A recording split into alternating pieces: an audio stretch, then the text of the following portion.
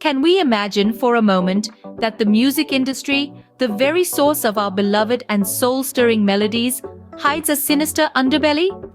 Does it seem too far-fetched to consider that our favorite tunes might be laced with hints of dark practices and satanic rituals? Welcome, dear listeners, to a journey through the shadowed corridors of the music industry, where fame often comes with a price far steeper than one might expect. Many believe that the music industry is not simply a machine for creating and distributing art.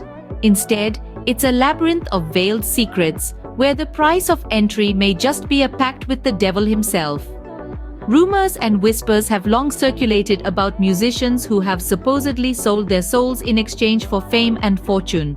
Robert Johnson, a legendary blues musician from the early 20th century, was said to have made such a deal at a crossroads in Mississippi.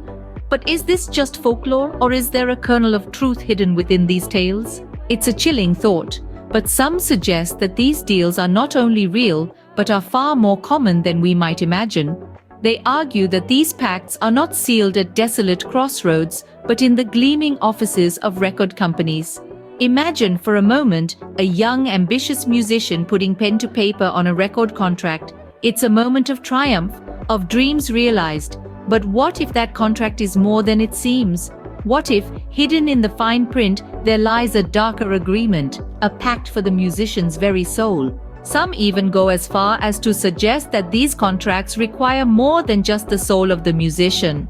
They propose that these agreements demand human sacrifices, friends, family, or even enemies offered up to fulfill the musician's desires for fame and riches.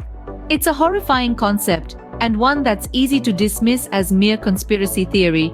But when we look at the tragic stories that often surround our most beloved musicians, the sudden deaths, the unexplained accidents, it's hard not to wonder if there might be more to these theories than we'd like to admit. Now, you might ask, why would anyone agree to such a deal?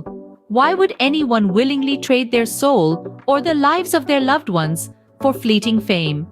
The answer, perhaps, lies in the seductive power of fame and the lengths to which some will go to attain it.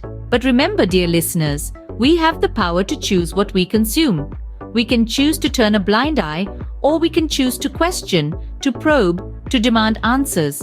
As we close this chapter, consider this. Every time we press play, we cast a vote. Every time we buy a song, we endorse not only the artist but the industry behind them. So think carefully, dear listeners. Be discerning in your choices, ask questions, demand transparency, and most importantly, never stop seeking the truth. Because after all, the devil is in the details.